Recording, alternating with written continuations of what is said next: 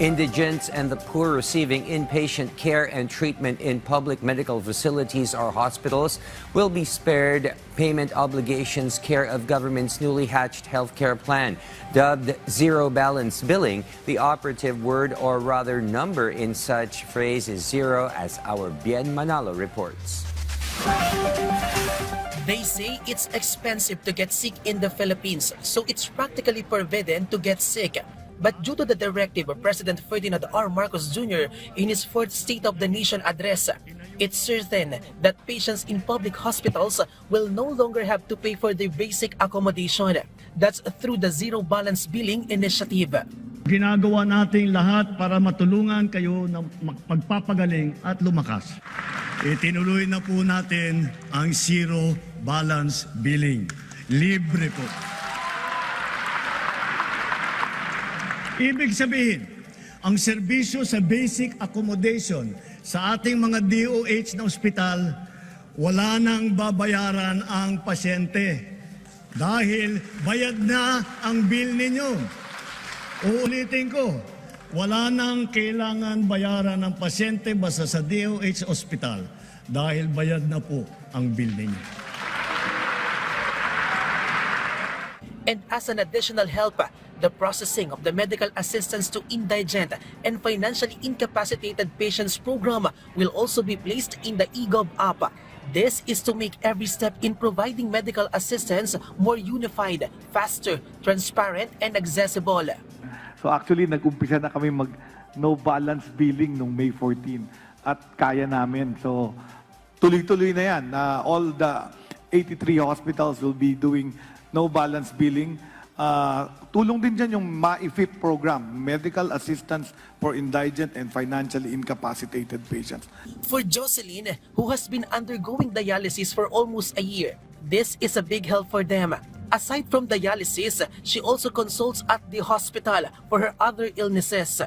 Laking ginhawa sa amin para sa aming dialysis patient, lalong-lalo na sa sitwasyon namin na tinamaan ng ganito.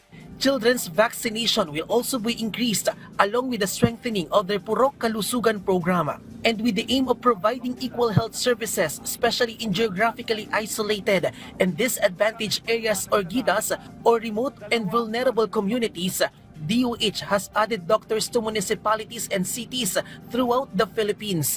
In the latest development of the DOH Doctors to the Barrios Program Batch 42B, the last 20 municipalities in various regions that previously did not have doctors have been filled. The department also supports the addition of mental health counselors in schools based on the presidential order. This will strengthen proper education on mental health care and combating any type of bullying.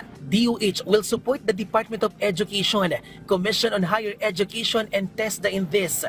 Meanwhile, PhilHealth will further strengthen its services and programs for all Filipinos, including their YAKAP or Yaman sa Kalusugan program. Dito po sa ating yakap na ito, meron tayong mga serbisyo.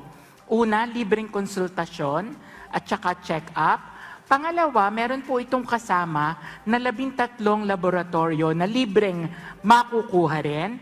Kasama po dyan yung mga examination sa dugo, x-ray, ECG, kati po yung mga examination sa taba ng dugo, creatinine, sa ihi, at kung kinakailangan, meron pong libreng 21 drugs na ibinibigay para sa ating lahat ng miyembro. More than 50 bagong urgent care and ambulatory service or bukas centers are now providing services throughout the Philippines. This brings health services closer to distant areas so patients no longer have to travel far for hospitalization. Some of the services provided by bukas centers are CT scan, X-ray, ultrasound, complete laboratory and diagnostics, and outpatient services. Bukas centers have provided assistance to more than 1 million patients thus far. Naging hit itong Bukas Center.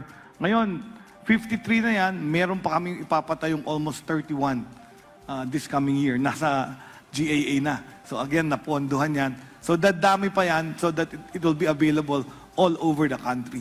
So sa lahat ng probinsya magkakaroon yan. DOH also supports LGU in establishing health public spaces, including the implementation of Car-Free Sunday. Bien Manalo from the National TV Network for a new and better Philippines.